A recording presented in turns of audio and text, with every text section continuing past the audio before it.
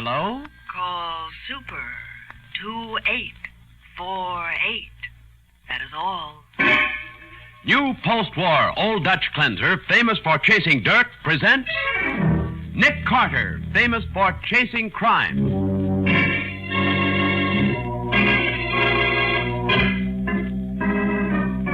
Every week at this time, two great names are joined as new post-war Old Dutch cleanser brings you one of the most resourceful and daring characters in all detective fiction, Nick Carter, Master Detective.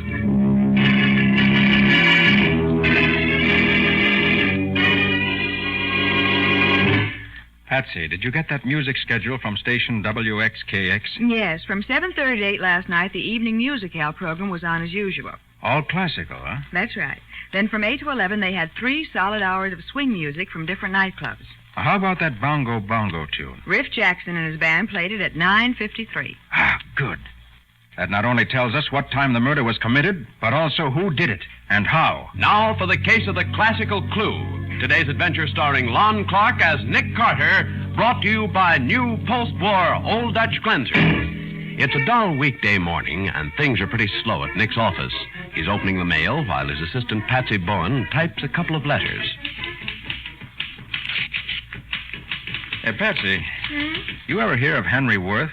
Henry Worth? That eccentric millionaire who lives on top of his own private mountain? Yes, there's a letter from him here in the morning's mail and a check. Oh? Get him on the phone, will you?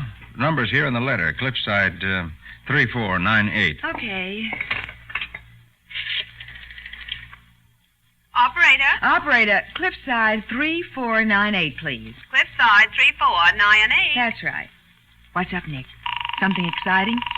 He wants his ward's fiancée investigated. Seems that Mr. Worth doesn't approve of the engagement. Oh. Mr. Worth's residence? Oh, hello. Just a moment, please. Here you are, Nick. Oh, hello, Nick Carter speaking. Mr. Worth? This is Mr. Worth's secretary. I'd like to talk with Mr. Worth himself, please. Oh, well, I'm afraid that's quite impossible. I think if you tell him who it is, he'll speak to me. I doubt that. Mr. Worth is dead. He's dead? Yes, he was murdered last night.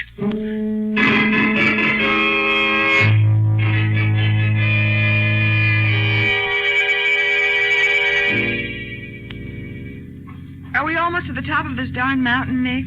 Almost, Patsy.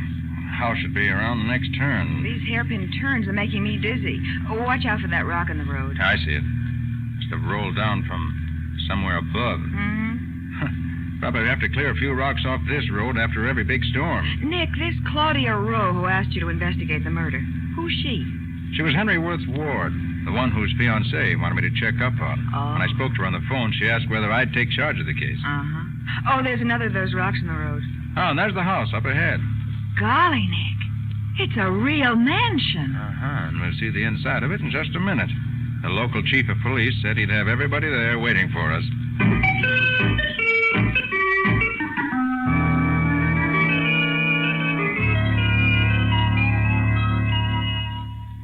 Well, before I talk to the others, Chief Benson, I wish you'd tell me just what happened. Well, Mr. Carter, first of all, Mr. Worth was alone here last night. There were no servants in the house? No.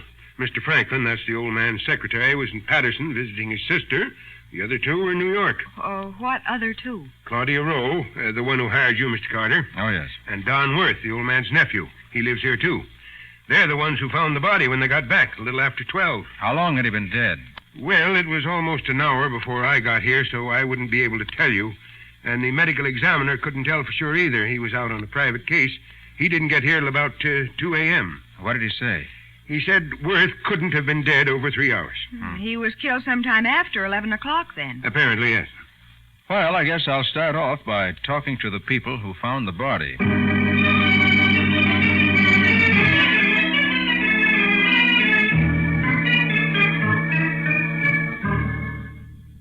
Miss Rose, suppose you tell me about last evening.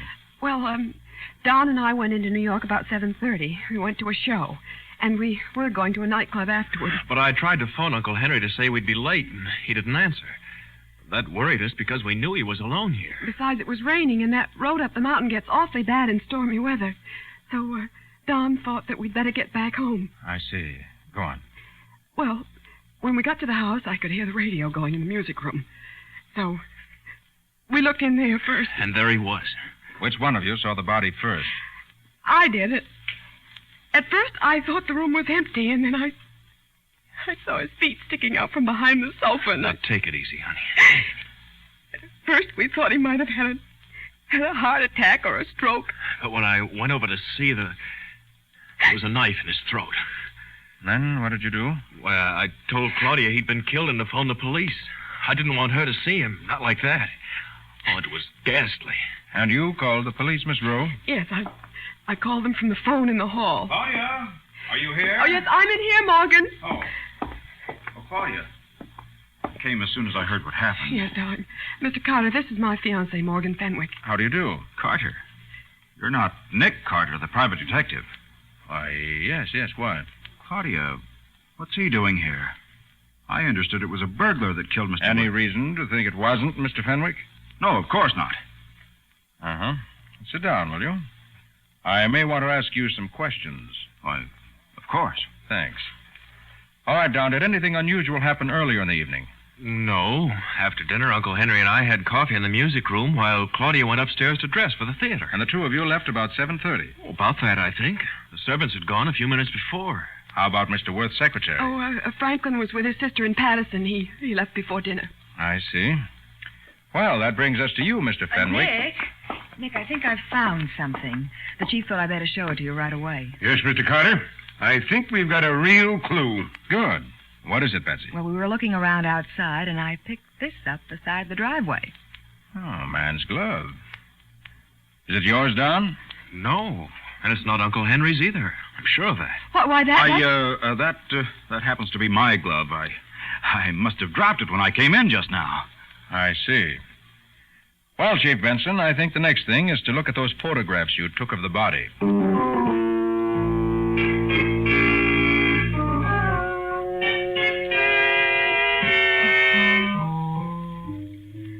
Here's a picture of the body just the way we found it. It was lying on the floor behind that sofa right next to you. Uh-huh. Room here is just the way it is, wasn't it? Not a thing's been changed. We turned the radio off, but we left it tuned to the same station. 1510. That would be WXKX. That's right. The Midnight Classics program was still on when I got here. I see. Oh, Patsy, I wish you'd do something for me. Of course, Nick. What is it? The medical examiner says Mr. Worth couldn't have been killed earlier than 11 o'clock. Is that right, Chief? Right. And Don, Mr. Worth's nephew, phoned from New York at about 11:30 and got no answer. Well, that gives us a pretty good idea of when he was murdered. Say, it does at that. So check that, will you, Patsy? Get in touch with the phone company and find out the exact time of that call from New York. I'll do it for you, Miss Bowen. I can probably get the information quicker than you can. Well, thanks, Chief. And let me know as soon as you find out, will you? Right. Now, I think I'll have a talk with Mr. Worth's secretary, Carl Franklin.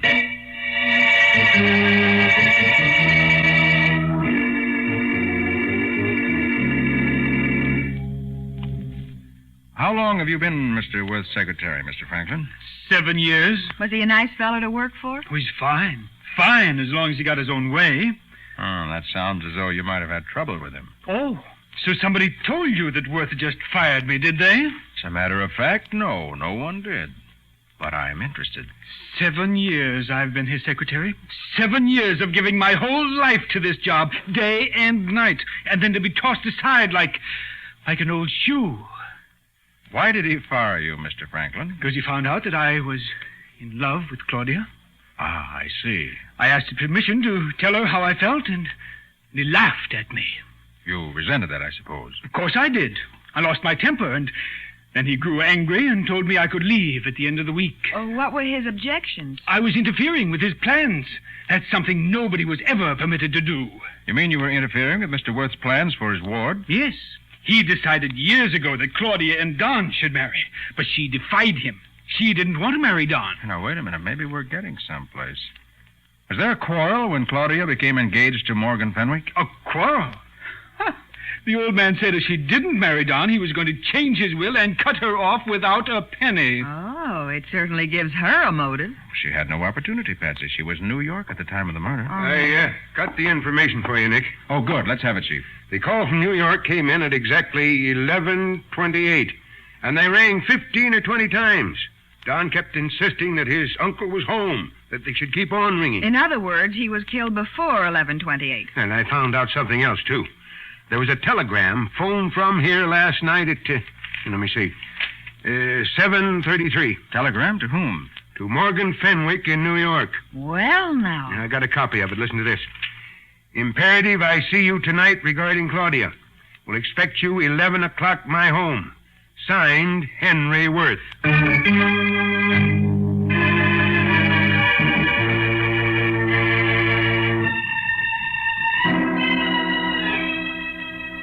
What if I did receive that telegram? I tell you, I didn't come out here. Well, why didn't you, Fenwick? Well, it was raining. Did you know that Mr. Worth was going to make a new will, disinheriting his ward? Well, yes, but... In other words, the fact that Worth was killed before he could change his will meant that you would marry a couple of $1 million instead of a girl without a penny. But I tell you, I wasn't here. I didn't come near the place. Mr. Fenwick, I have here the glove you said you dropped to the drive this morning. You happen to have the mate to it? Why, yes. Mind if I see it? No. There you are. Chief, what time did it stop raining last night? A little after 12 o'clock. And this morning, the sun is shining. What are you getting at, Nick? Look at these gloves, Patsy. See the difference? By golly, I do. Why, of course. The one Mr. Fenwick just gave you looks like new. The other is spotted with sand and gravel marks. And the leather is stiff, just as it would be if it were left on the ground during a rainstorm. All right. I was here, but I didn't kill the old man. Do you think I could stick a knife into his heart knowing that Claudia loved him? What's that? I said... So you've been lying, Fenwick. You were here last night. Yes, I was, but that doesn't mean Morgan that Fenwick, I arrest you for the murder of Henry Worth.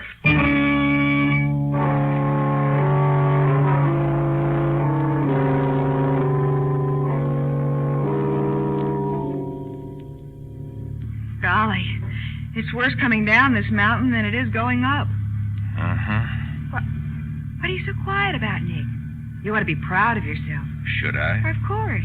In less than an hour, you broke down Fenwick's story and proved he was at the Worth home at the time of the murder. If he doesn't get the electric chair, I miss my guess. That's what bothers me, Patsy. What? Fenwick is innocent.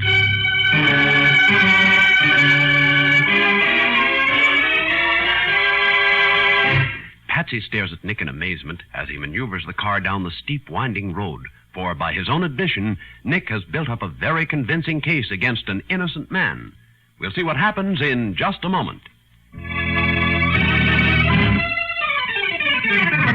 Now, back to the case of the classical clue. Today's adventure with Nick Carter, brought to you by new post-war Old Dutch Cleanser. Morgan Fenwick is under arrest for the murder of Henry Worth on the strength of the evidence that Nick has uncovered. And yet Nick says that Fenwick is innocent. He's now talking to Fenwick in the Eastland County Jail. Fenwick, I know you didn't kill the old man. That's why I'm here. Oh, yes? What made you change your mind? A remark you made just before you were arrested. You said you think I could stick a knife in his heart knowing that Claudia loved him. Well? Worth was stabbed in the throat, not the heart. In the throat? So obviously you didn't know that. So you couldn't have been the one who did it. Well, then why didn't you tell the police? I tried to tell the chief, but he refused to believe it was important. What? Now, why did you lie, Fenwick, about being at the house? Well, because I was afraid that if the police found out that I was there, they'd never believe that I didn't do it. Exactly what did happen? Well, when I got the old man's telegram, I started out immediately. I didn't wait till 11 o'clock. It wasn't even 10 yet when I got there. There were lights on in the house, and I could hear the radio playing. No one answered when I rang the bell. Maybe the radio was so loud Worth couldn't hear you. Well, I rang for 5 minutes, and then I pounded on the door, and I yelled. If he'd been alive, he couldn't have missed hearing me. He was alive until at least 11 o'clock, according to the medical examiner. Now, what time did you get back to New York? Oh, not for hours. I drove around trying to think, and... And you don't have an alibi. Not a shred of one. Oh, by the way, did you recognize any of the tunes the radio was playing? Well, it was swing music. Oh, yeah, I recognized one of the pieces. It was that jungle thing, Bongo Bongo or something. I think I know the one you mean. All right, thanks. But what's that got to do with it? I'm going to do some checking up, Fenwick. I helped get you into this, and I promise you I'll get you out of it.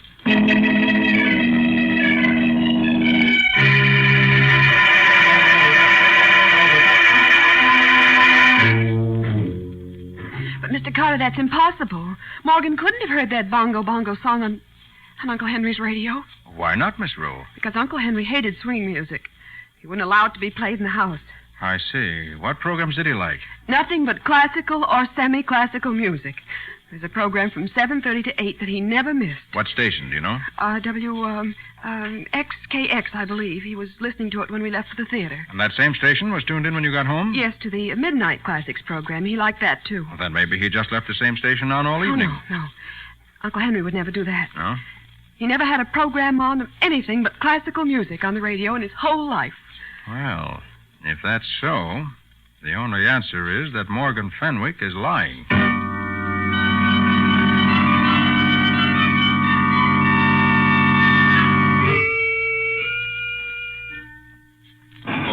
Oh, Patsy, did you get that schedule from station WXKX? Uh-huh. Wait till I put the window down. It's starting to rain. Oh, yeah, I'll do it. Okay. Well, here's the schedule for last night on WXKX.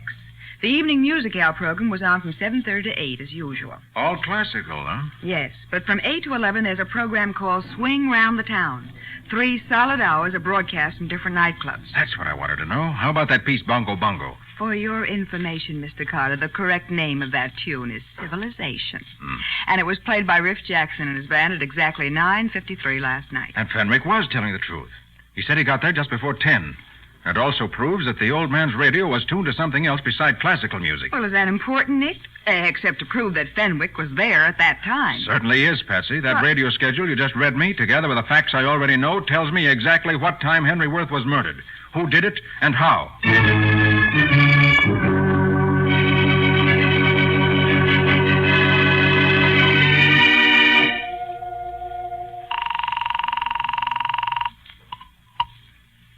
Hello, this is Chief Benson. Oh, this is Nick Carter, Chief. Oh, yes, Nick. Your office told me I'd find you at the Worth home. Thought you considered this case closed. What are you doing out there? I still have a few odds and ends to clean up, but I've still got the killer locked up safe in jail. Don't you worry about that. Well, as a matter of fact, Chief, the killer is somewhere in that house with you right now.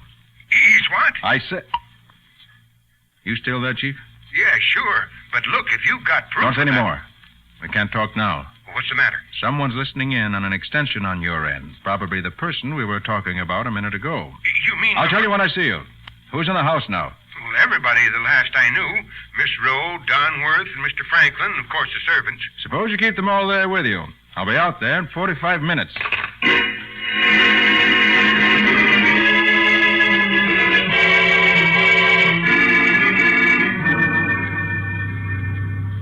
Oh, boy. What a night for a ride. Those storm clouds keep passing in front of the moon, and I can hardly see a thing. Well, you didn't have to come along, you know. And miss the most exciting part of this case?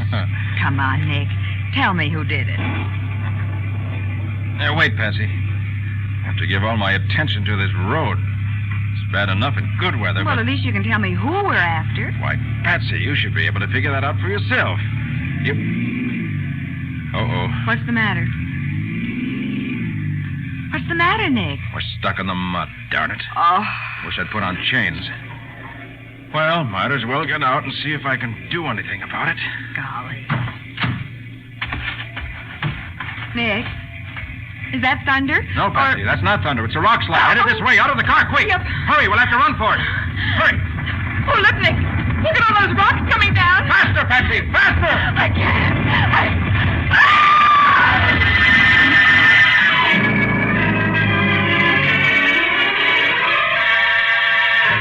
As Nick and Patsy run frantically from the path of the avalanche, a cascade of rocks and earth roars down from the side of the mountain. We'll see what happens in just a moment.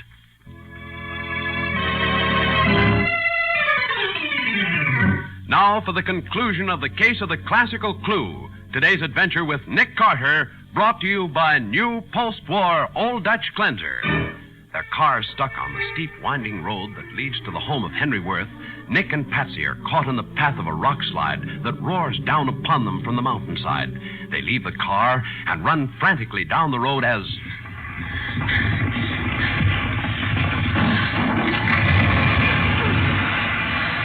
Oh, Nick, thank heaven. I thought we were goners for sure. It was a pretty close shave. Lucky it was just a small local slide instead of a real avalanche. Well, I'll say. As soon as we get our breath back, let's get on up to that house. I'm anxious to talk to the person who arranged this little welcome for us. What? You mean wasn't an accident? Unless I'm mistaken, that slide was started by the same person who killed Henry Worth.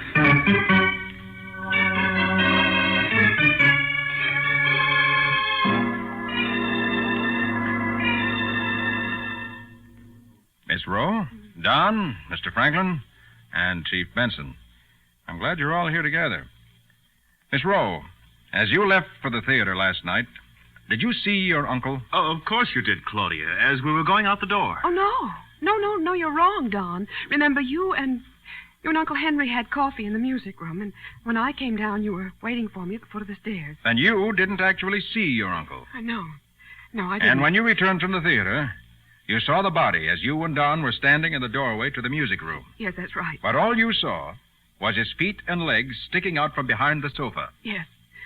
Don went over to see what had happened, and then he told me not to go in, but to call the police from the hall telephone. What are you getting at, Nick? Just this, Chief. Henry Worth was alive when Morgan Fenwick knocked on the door shortly before 10 o'clock. Oh, sure he was. He was also alive when that phone rang at 11:30. But, Nick, that's impossible. And he was alive when Claudia saw his legs sticking out from behind the sofa at 12:15. Oh, no, he couldn't have been. But he was.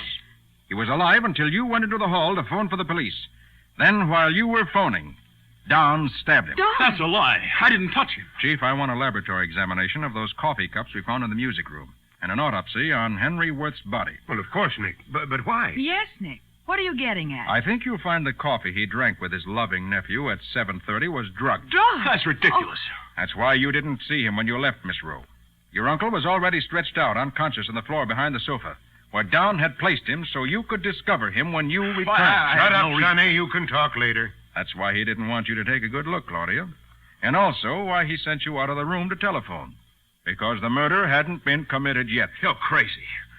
Why would I drug him and then wait 5 hours to stab him? To establish an alibi, Don. An almost perfect alibi. By trying to put through a phone call at 11:30 and then letting Miss Rowe discover an apparently dead body when you returned, you made it appear that Henry Worth was killed before you got back.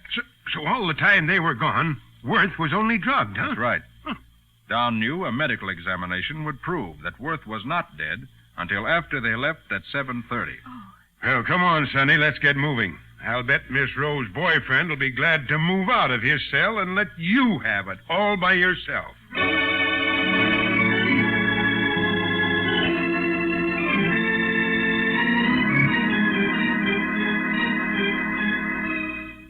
Nick, you said that radio schedule told you all about the murder. How did it? Well, Patsy, we knew that the radio was tuned to a program of classical music on WXKX at 7:30. And again at 12:15 when the folks returned from town. Yes. According to Fenwick, it was tuned to a program of dance band music on WXKX at 10 o'clock when he was there. So for 3 hours, the radio played swing music. Uh-huh. And we know Henry Worth wouldn't allow anything but classical music in his home. Right. And that means he was either unconscious or dead. But we know he wasn't dead until after 11 o'clock. So I began thinking back. Uh-huh. The coffee he drank with Don early in the evening. The fact that nobody saw him alive again. Claudia's story that Don sent her out of the room without a chance to look at the body. And it all added up. But what was his motive? It was the girl that Mr. Worth was disinheriting. Now, as a matter of fact, it was both of them. Huh? You see, when Claudia announced her engagement to Fenwick, Don went to Worth, his uncle, and insisted that he make Claudia marry him, Don. Oh. When Worth said he couldn't force her to do anything against her will, Don got mad. Mm-hmm. He blamed Worth for the way things had gone. And before they were through, they had a really serious quarrel. So the old man decided to cut Don out of his will, too. Yep. He was that kind of man. Oh, then it was Don who sent that telegram to Fenwick, the one telling him to be at the house by 11. Right. He was not only establishing an alibi for himself, but putting his rival Fenwick on the spot, too. Then later, after listening in on your phone conversation with Chief Benson, Don realized you were on the right track and tried to kill us by starting a rock slide. Yeah, and it didn't take much to start it in such a stormy night. Well, if it had worked, he'd have been sitting pretty. A lot of murderers think that, Patsy. But somehow they always find themselves sitting pretty in an electric chair.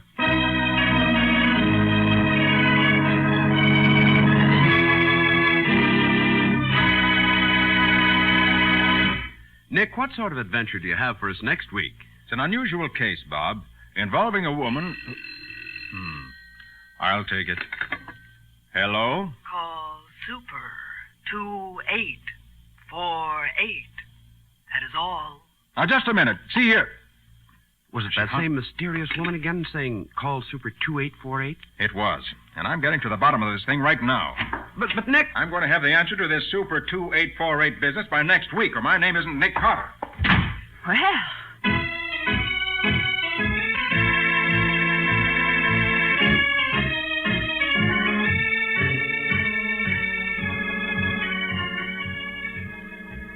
Nick Carter, Master Detective, is presented each week at this time by the Cudahy Packing Company. It is produced and directed by Jock McGregor and is copyrighted by Street and Smith Publications, Incorporated.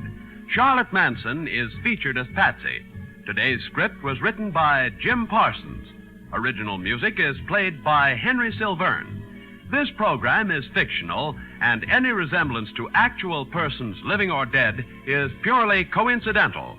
This is Bob Martin saying, when minutes count, use new post-war Old Dutch Cleanser.